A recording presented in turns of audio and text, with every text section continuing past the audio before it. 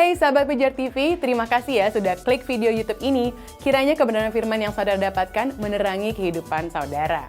Untuk dapat menyaksikan video-video lainnya dan mendapatkan update dengan cepat, saudara bisa klik subscribe dan jangan lupa, berkat Tuhan jangan disimpan sendiri ya. Klik tombol share di bawah dan bagikan video ini ke sebanyak-banyaknya orang yang saudara kenal. Salam terang bagi Indonesia.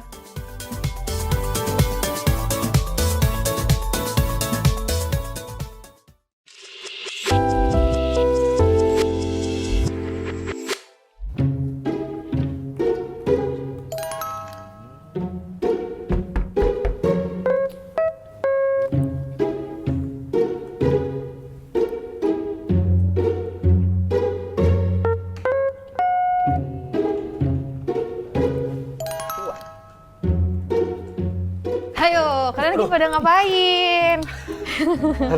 Heboh banget sih, Kak. Kaget banget nih. Hampir keselak Iya iPad nih, gua. kok ngintip-ngintip gitu? Iya, aku pengen tahu Kakak lagi bikin apa sih, Kak? Ini loh, kakak lagi buat materi, buat penyuluhan juga buat anak-anak di gereja, bagi anak muda nih, tentang yang namanya jenis kelamin, gender dan juga orientasi tentang seks. Jadi ya, ini kakak lagi pelajari aja sih, lagi bikin materinya. Emang ada apa Kak? Beda? Kayaknya sama aja nggak sih jenis kelamin, orientasi, gender? Iya. Apa harus satu-satu gitu? Nah, ini yang penting untuk kita sama-sama belajar. Ternyata jenis kelamin, gender, dan juga orientasi sama seks itu ternyata tiga hal yang berbeda. Pernah nggak sih lihat ada satu case di YouTube atau di sosial media yang dosen nanya, kamu apa gendernya?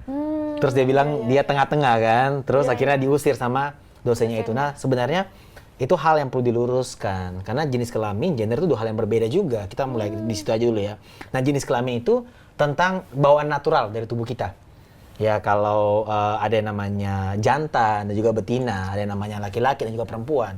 Sedangkan gender itu ekspresi atau perasaan kita terhadap diri kita sendiri.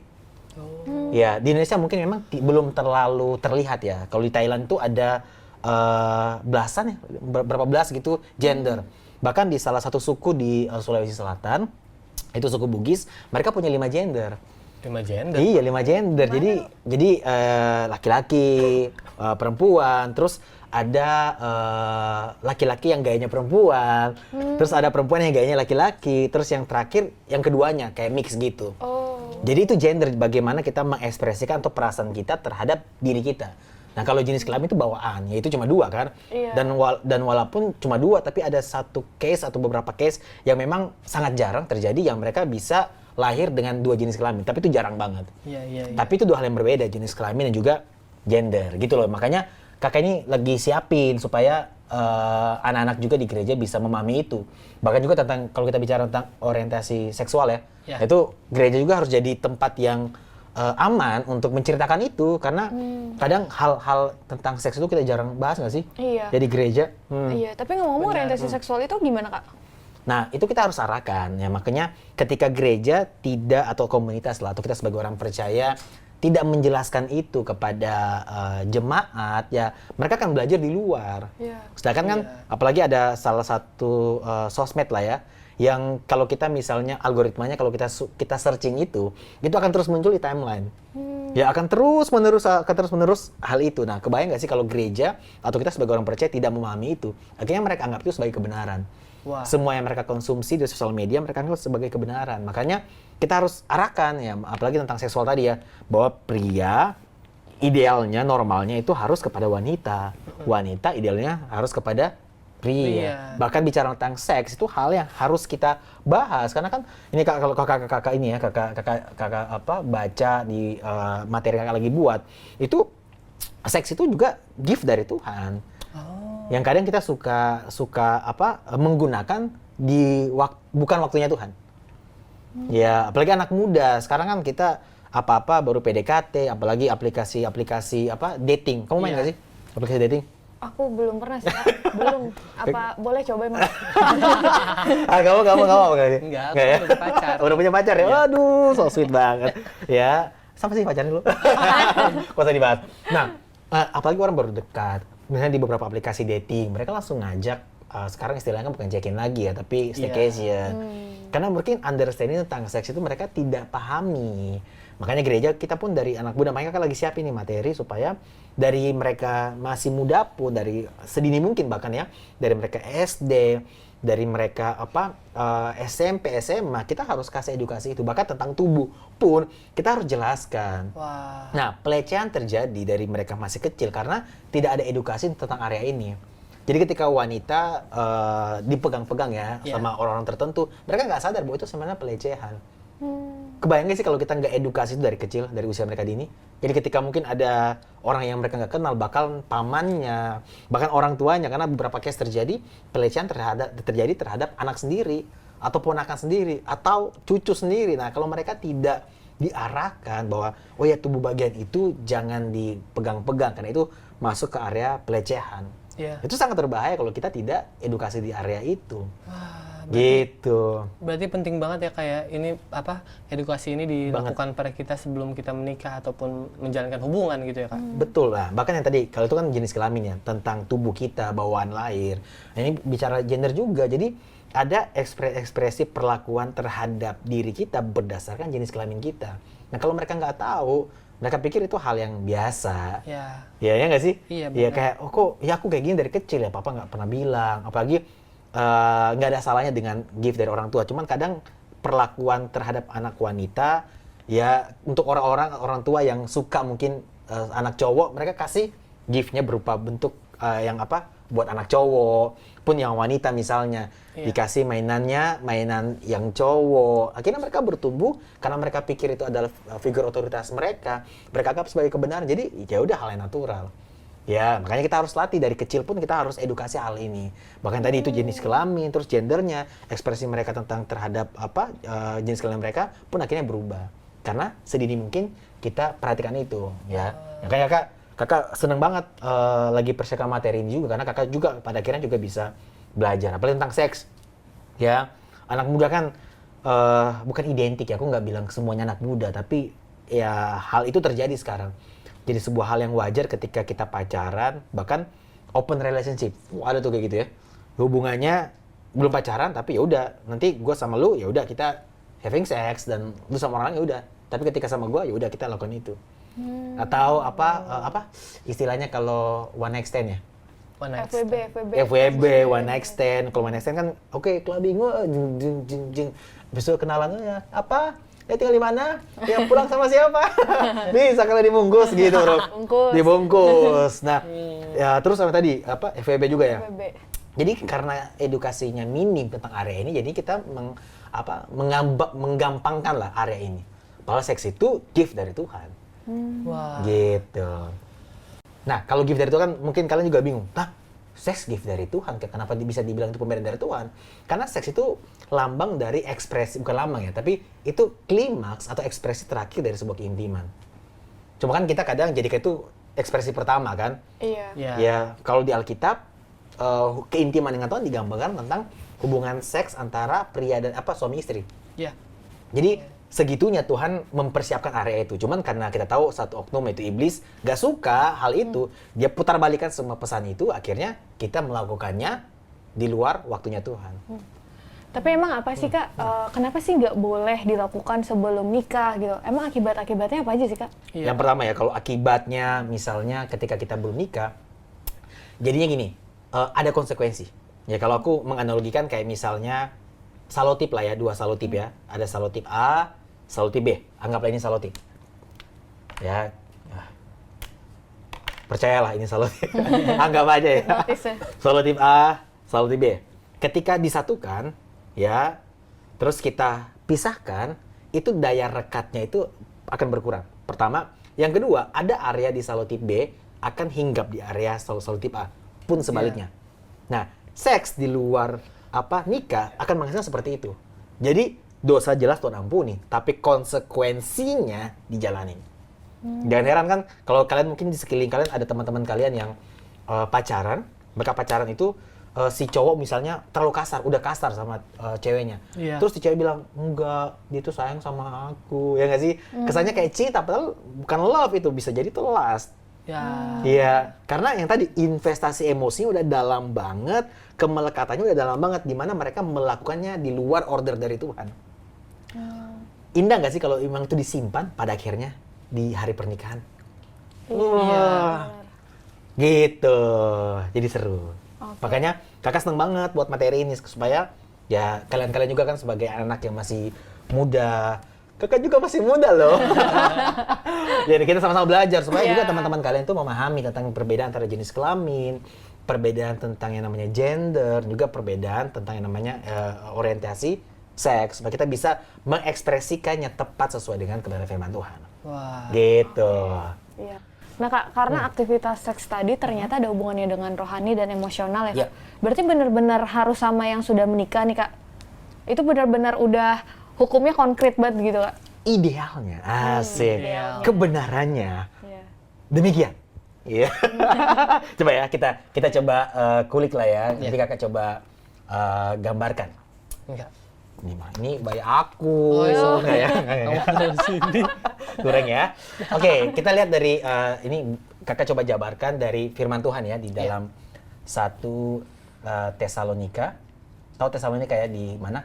Iya Kak. Setelah kejadian sebelum wahyu. Tesalonika di sana ya. Iya benar Belum benar. pindah ya Kak. Belum. Masih Ayat dalam 1 kitab ya? Nanti kalian bisa baca ini ya. Nanti juga jadi perenungan buat kalian juga anak muda yang harusnya menjaga kekudusan itu atau seks itu di tepat pada waktunya. Sebelum kesini kakak coba kasih contoh juga. Contoh misalnya kayak gini. Ada yang namanya kodrat. Kodrat. Ada yang namanya habitat. Nah ini mungkin ini penting untuk kakak jabarkan juga buat kalian dan juga buat teman-teman kalian nanti. Apalagi kan ya nggak semua yang bisa jaga kekudusan ya di area seks ya. Maksudnya supaya kita memahami karena ketika why-nya clear, why-nya jelas, how-nya mudah untuk kita jalanin. Wah. Nah, ini kakak mau bahas tentang kodrat dan juga habitat. Nah, kodrat ini bicara tentang bawaan. Ya misalnya kodratnya ikan adalah berenang. Ya. Kodratnya burung apa? Terbang. Terbang. Itu kodrat. Yang bicara kodrat ya, kodrat. Terus kodrat membutuhkan namanya habitat. Habitat. Kalau tadi ikan ya, kodratnya berenang. Berenang. Ikan berenang. Habitatnya apa? Air. Air, betul ya. Air susu dibalas apa? Air Jordan. Air Jordan. Atau air susu dibalas air drop, yang ada ya. Ikan berenang membutuhkan air. Air. Terus burung terbang. Apa habitatnya? Udara. Darah. Nah, kita sebagai orang percaya, kodratnya apa? Hidup dalam Kebenaran. kudusan. Kudusan. Ya, kudus ya. Ya. Habitat kita apa? Hadirat Tuhan. Hadirat. Hadirat Tuhan. Wah. Ya. Jadi gini, ikan kodratnya berenang, burung kodratnya terbang. Kalau ikan keluar dari habitatnya, air, mati nggak sih? Mati. Mati. Ya, kalau dia keluar dari air, dia pasti akan mati. Burung terbang, dia membutuhkan habitat. Kalau dia keluar dari udara, dari habitatnya, apa tadi? Mati. Mati. Kita kodratnya hidup dalam kekudusan. Karena kekudusan yang Tuhan sudah berikan kepada kita harus hidupi itu. Kan Tuhan bilang kan, kuduslah kamu karena aku kudus. Ya. Jadi kekudusan adalah sesuatu yang sudah Tuhan berikan dan kita perlu hidupi. Nah, kalau kita mau terus hidup dalam kekudusan, menjaga yang tadi ya, supaya seks itu tepat pada waktunya, kita kalau di luar hadirat Tuhan, kita akan Mati. mati dalam arti mati kerohanian kita. Iya. Ya, makanya kan yang di Galatia katakan ya, hiduplah oleh roh, maka kamu akan menjauhi keinginan daging. Ya. Jadi itu kenapa Tuhan katakan, kamu nggak bisa berbuat apa-apa tanpa aku. Di luar aku, Ya. kamu nggak bisa berbuat apa-apa. Jadi paham ya? Jadi supaya kita memahami why-nya, kenapa kita penting hidup dalam Tuhan. Kalau kakak sering bilang gini, contohnya ya, mungkin ada 1-2 orang di kehidupan kalian yang datangi kalian karena mereka butuh kalian. Ada nggak sih 1-2 orang? Memang nggak semua lah ya. Tapi ada 1-2 orang yang cuma datang pas lagi butuh. Iya. Ya, singgah tapi nggak sungguh. Wah. Itu mantan ya. Ya. Jadi mereka datang ketika ada perlunya doang. Nah, ini berbeda dengan Tuhan. Kalau ketika 1-2 orang dalam kehidupan kita, mereka mencari kita karena mereka butuh kita. Berbeda dengan Tuhan kita. Tuhan mencari kita karena Tuhan tahu kita butuh Butuh dia. dia. Wow. Tuhan bawa apa? Hadiratnya untuk kita. Supaya apa? Kita hidup dalam kekudusan ini. Dan kita nggak akan mati. Wow. Gitu. Jadi ini penting kita bahas supaya yang tadi ya kakak bilang ya, kita semua memahami bahwa ada master plan-nya Tuhan. Tadi kita sudah bahas tentang gender, kita sudah bahas tentang jenis kelamin dan juga orientasi seksual. Itu master plan-nya Tuhan.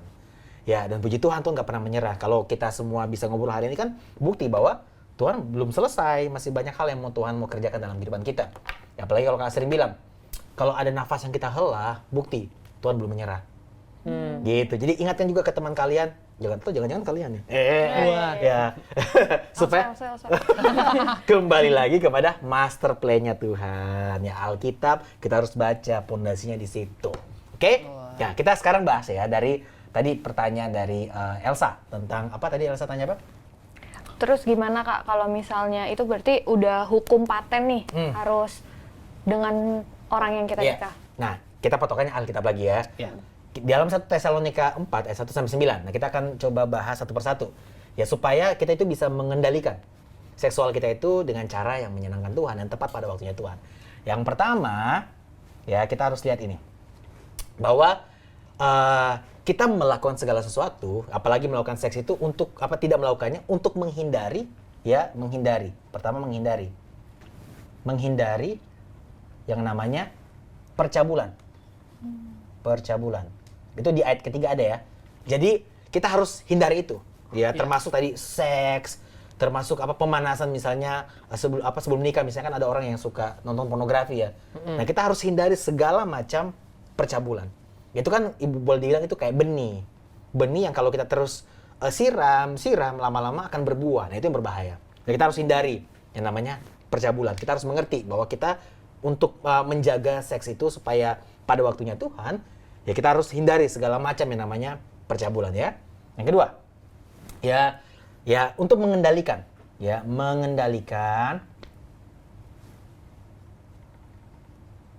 tubuh kita. Ini harus dilatih. Ya, kebiasaan dosa, ya aku coba contohkan lagi ya. Sini. Kebiasaan dosa, bukan dosa ya. Kebiasaan dosa karena repetisi terhadap satu tindakan. Jadi ketika ada satu tindakan dosa yang kita lakukan terus-menerus, akhirnya terjadi kebiasaan berbuat dosa. Jadi kita harus latih tubuh kita, dan itu memang nggak mudah. Apalagi orang yang sudah lama di area seksual, misalnya dia jatuh dalam dosa pornografi, itu dia butuh waktu. Makanya kita harus latih diri kita untuk dikendalikan terus-menerus. Kalau enggak, ya sama. Kita akan kembali kepada kebiasaan yang lama. Makanya kan di firman Tuhan di Korintus dikatakan pergaulan yang buruk bisa merubah kebiasaan yang baik. Itu kan firmannya untuk jemaat Korintus yang baru bertobat. Artinya baru bertobat, baru melakukan kebiasaan-kebiasaan dosa misalnya ya. Misalnya di area yang kalau kita bahas hari ini tentang seksual, kebiasaan berbuat dosa masih sering kita lakukan. Nah, baru bertobat, jangan kemana-mana dulu. Kenapa? Butuh yang namanya repetisi yang baru. Repetisi yang baru, harus ada repetisi yang baru. Supaya kebiasaannya hilang. Gitu, makanya kita harus latih diri kita untuk dikendalikan supaya tidak terus-menerus jatuh dalam dosa. Jadi belum terlambat. Ya, Tuhan itu selalu bekerja dalam kehidupan kita karena Tuhan nggak mau kita berubah jadi jahat. Wow. Ya. Jadi yang pertama menghindari percabulan, yang kedua mengendalikan tubuh kita. Terus yang ketiga ya kita tidak boleh tidak boleh memanfaatkan. Tulisan kakak kayak dokter ya. Dulu cita-citanya dokter, tapi dokternya nggak kesampaian, tulisannya yang kesampaian. Ya. Tulisan yang kesampaian. Tidak boleh memanfaatkan siapapun ya. Siapapun secara seksual.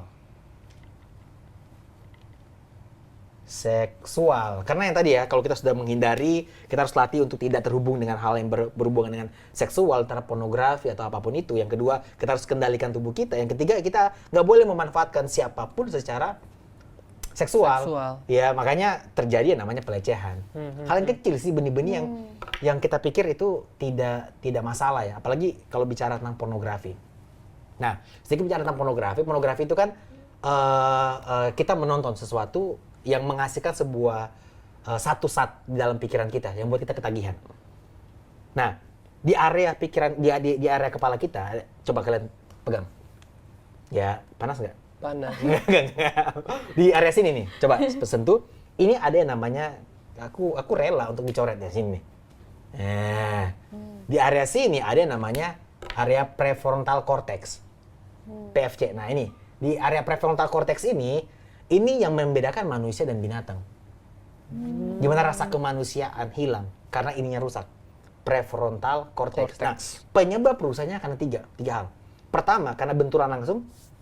Kecelakaan misalnya dibentur langsung sini, ya makanya jangan sering celut-celutin orang ke dinding. Iya, iya, karena aku menemukan satu anak rohaniku kayak gitu. Dia tiba-tiba bisa lagi ngobrol, halo kak, tidur. Kayaknya rusak. Karena sering dibenturin sama kakaknya dari kecil. Aduh. Jadi penyebab pertama karena benturan langsung di daerah sini, dahi. Yang kedua karena narkotika. Merusak. Ya, narkoba. Yang ketiga karena narkolema. Narkolema? Narkotika lewat mata. Oh. Wah.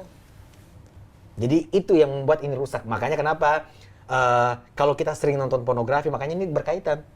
Kalau kita nggak hindari tentang pornografi, itu akan tubuh kita akan terlatih punya action yang nggak baik. Bahkan rasa kemanusiaan kita pun hilang. Makanya jangan heran hal-hal yang unik terjadi di berita saat ini.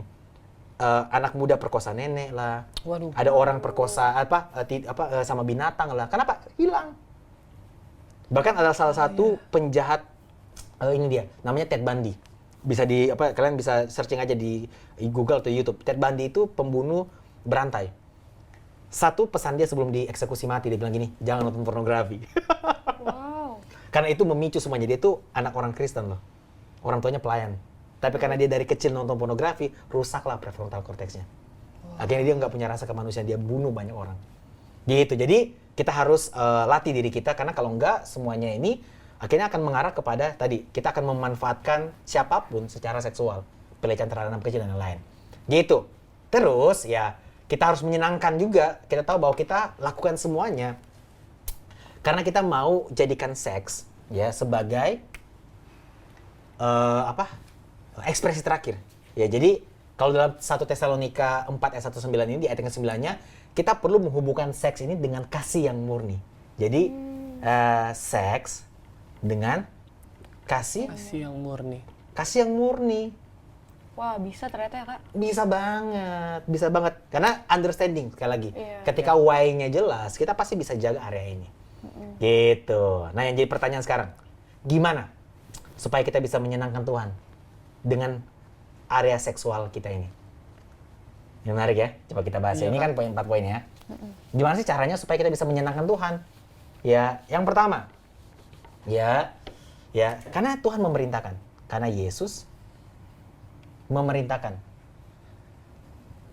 Ini perintah. Jadi lakukan perintah karena cinta. Bukan karena takut juga, karena kita cinta sama Tuhan. Ya, terus yang kedua, ya, Tuhan Allah ingin kita kudus dan terhormat. Wah, kudus dan terhormat. Iya. Kalau istilah personifikasi atau apa istilahnya, di mana kita harus menggambarkan salah satu hal yang besar dalam bentuk satu orang. Contoh di gereja kakak kan punya visi dan misi dan nilai-nilai. Nah, penggambarannya itu harus ada dalam bentuk, misalnya kita kecilkan dalam ukuran satu orang. Misalnya, si Riko ini harus menggambarkan nilai, visi, misi dari gerejanya. Nah, sama juga kehidupan kita dengan Tuhan yang besar, itu harusnya menjadi contoh. Jadi perpanjangan tangan Tuhan, bukan batu sandungan. Menjadi hamba-hamba Tuhan, bukan hambatan Tuhan. Mempermuliakan Tuhan, bukan mempermalukan Tuhan. Wow. Iya, kita suka pakai nama-nama Tuhan. Kehidupan, lagi kan kayak orang Manado kakak ini, Dang. Masih ada orang Manado soalnya, Dang. Jadi terkadang itu masih ke bawah sampai kepada kehidupan kita sehari-hari. Jadi kita perlu sadari bahwa Tuhan kita Tuhan yang kudus dan terhormat. Penggambarannya harus terdefinisikan dalam kehidupan kita sehari-hari. Gitu. Dan terakhir, ya, kita harus berbeda. Harus berbeda, jangan kayak dunia, Jangan kayak orang nggak mengenal Tuhan.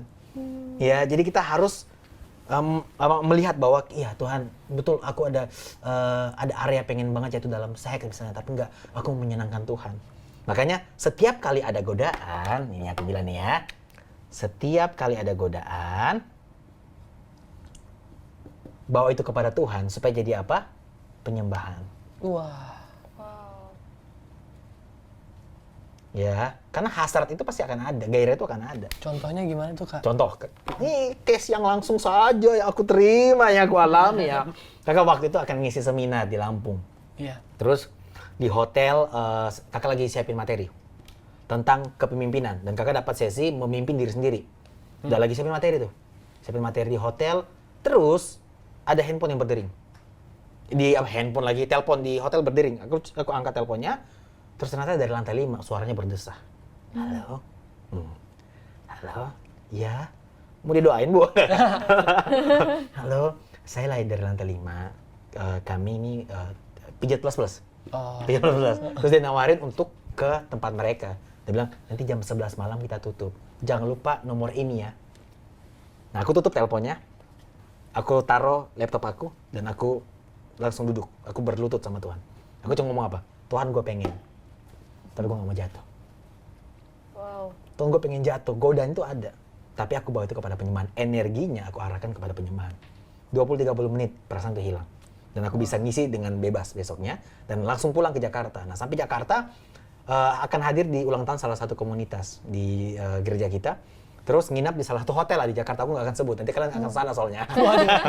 Terus lagi di tempat ulang tahun itu, salah satu anak kita tanya, Kak, ini dari Lampung, nggak langsung balik ke Bekasi? Nggak, gue nginap di hotel ini.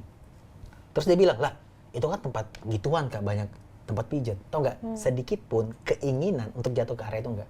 Kenapa? Pertandingan kemarin waktu aku menang, membuat aku nggak tergoda lagi sama godaan saat ini. Wow. Ya terkadang godaan itu memang harus ada untuk membuat kita menang. Karena kan kita dikatakan lebih dari pemenang. Gimana mau menang kalau nggak ada pertandingan?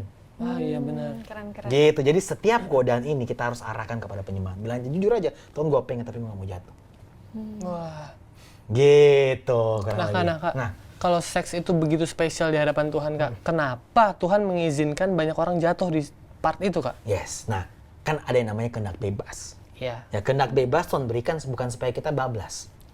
Ya, supaya dimurnikan, karena Tuhan nggak tertarik dengan hubungan dengan robot. Kalau robot kan enak ya di setting ya.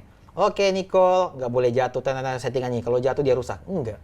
Tuhan kasih kehendak bebas. Kenapa? Karena tanpa pilihan, cinta tidak dimurnikan. Wow. Wah. Contoh, cinta kita sama pasangan kita kan diuji ketika ada pilihan lain selain pasangan kita. Ya, belum teruji kalau nggak ada pilihan yang lain. Sama juga cinta kita kepada Tuhan teruji ketika ada pilihan lain selain Tuhan. Jadi kehendak bebas Tuhan berikan bukan supaya kita hidup sebebas-bebasnya, seenak-enaknya. Ujungnya bablas. Nah itu yang berbahaya. Waduh. Nah Kak, gimana kalau misalnya kita punya teman-teman yang memang udah bablas nih Kak? Iya, Kak. Nah, apakah mereka masih bisa merasakan indahnya seksual yang daripada Tuhan Kak? Bisa. Karena nggak ada yang terlalu rusak yang nggak bisa Tuhan pulihkan. Wah. Ya nggak sih, maksudnya? Ya kita lihat di Alkitab lah ya. Orang yang luar biasa di Alkitab tuh banyak yang mengalami hal yang nggak mudah, tapi pada akhirnya kehidupan mereka berubah dan berbuah. Sama juga nggak ada yang terlambat di dalam Tuhan. Jadi kalau ada teman-teman kalian yang melakukan kesalahan, ya ingatkan ke mereka bahwa Tuhan bisa pulihkan semuanya. Ya stop healing di luar Tuhan. Ya healing lah dengan cara Tuhan. Kalau healing di luar Tuhan jadinya hilang. Gitu. Jadi Tuhan bisa pulihkan. Nggak ada yang terlalu rusak yang nggak bisa Tuhan pulihkan. Karena dia pencipta, kita yang ciptaan. Jadi pencipta yang selalu bisa punya cara untuk bereskan ciptaan-ciptaannya. Wah, gitu. keren banget, Kak. Nah, Kak, kalau misalkan ada orang yang memiliki orientasi seks sama gendernya itu, pengertiannya salah gitu, Kak. Gimana cara kita bisa bantu mereka buat masuk ke rancangan awalnya Tuhan lagi gitu, Oke. Pertama, kita harus berempati. Yang pasti, apa yang mereka lewati, cerita mereka saat ini terjadi dari rangkaian cerita mereka di masa-masa lalu mereka. Jadi entah mereka dapat pelecehan, mereka kepahitan, mereka punya luka dan lain-lain. Yang buat cerita mereka sekarang seperti ini. Jadi kalau kita langsung menghakimi cerita mereka saat ini, kita nggak fair. Kita nggak berempati sama apa yang dialami dari dia kecil sampai sekarang. Jadi bilang ke mereka bahwa memang itu nggak mudah apa yang kamu alami. Tapi kita harus bawa. Kasih itu mengedukasi. Ya, kasih betul, ada empati, ada simpati, tapi ada edukasi juga. Edukasi kita melalui apa? Kebenaran firman Tuhan. Kita harus arahkan sesuai dengan kebenaran firman Tuhan. Dan bicara tentang seks, untuk keluar dari dosa seksual ini nggak mudah. Ya itu nggak mudah loh, karena daya tariknya itu berbeda dengan dosa lain. Makanya Yusuf kan lari. Iya. Ya karena segitu tidak mudahnya ya. Dia lari. Jadi Gak diem ya. dia nggak bisa. Untuk area ini kita harus lari. Kita harus langsung ekstrim buat satu tindakan yang besar. Nah makanya solusinya adalah bawa dia ke lingkungan yang baik. Kalau pergaulan yang buruk bisa merubah kebiasaan yang baik, berarti pergaulan yang baik bisa merubah kebiasaan yang buruk. Wow. Jadi langsung bawa dia ke lingkungan yang tepat. Gitu. Seru ya? Seru banget, Kak. Kalian sangat ini nggak sih, belajar banget hari ini sih? Betul, Iya banget. belajar banget. Banyak, Kak. Ya, seru ya. Sah. Aku nggak sabar untuk mendengarkan cerita-cerita dari kalian lagi tentang mungkin kisah dari teman-temannya Elsa, dari Nico yang mereka dulunya struggle di area itu, tapi mereka ketika kalian jelaskan, akhirnya mereka bisa berubah. Wow. Bukan hanya berubah, Amin, amin. tapi juga berbuah. Amin. Keren. Nah, sahabat, hari ini kita sudah belajar banyak hal ya tentang jenis kelamin, tentang gender, tentang orientasi seksual. Juga betapa Tuhan itu sudah merancangkan hubungan seksual yang sangat indah dan juga kudus. Ya mari kita belajar mengendalikan diri dalam hal ini agar hidup kita itu menyenangkan dan memuliakan Tuhan. Ya, teman-teman tentu bisa belajar lebih banyak bersama kami semua ya. Ya, nanti teman-teman bisa menghubungi nomor WA yang tertera di layar dan kami semua ini sangat senang kalau misalnya bisa berdiskusi dengan teman-teman semua. Ya, juga khusus bagi sahabat yang bergabung dalam suatu komunitas dan telah mengisi form melalui link dan QR code yang tertera di layar, sahabat berkesempatan untuk mendapatkan, ini keren banget nih, Alkitab Raihlah Hidup ini secara gratis dan juga download aplikasi Reach for Life Indonesia secara gratis di iOS dan juga di Android ya, untuk membantu teman-teman semua bisa belajar firman lebih dalam komunitas sahabat. Ya, bahkan Alkitab ini diperlengkapi dengan modul dan bahan pembahasan yang bisa membantu setiap pemimpin dan anggota kelompok menjadi mentor yang baik. Jadi, kamu nggak perlu kebingungan lagi nih, nggak pusing ya kalau ada anggota komunitasmu melemparkan pertanyaan yang sulit. Karena Alkitab Raihlah Hidup bisa membantu kalian semua. Sampai ketemu lagi di episode selanjutnya. Raihlah Hidup, pilihan Anda di tanganmu.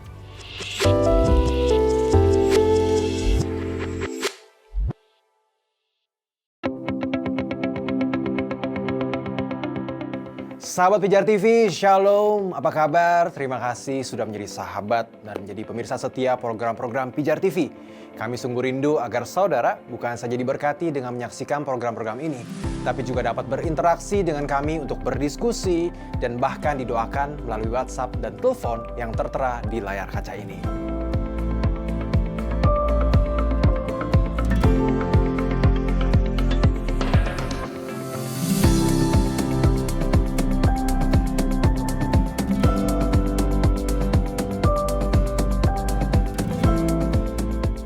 Hubungi kami sekarang melalui WhatsApp.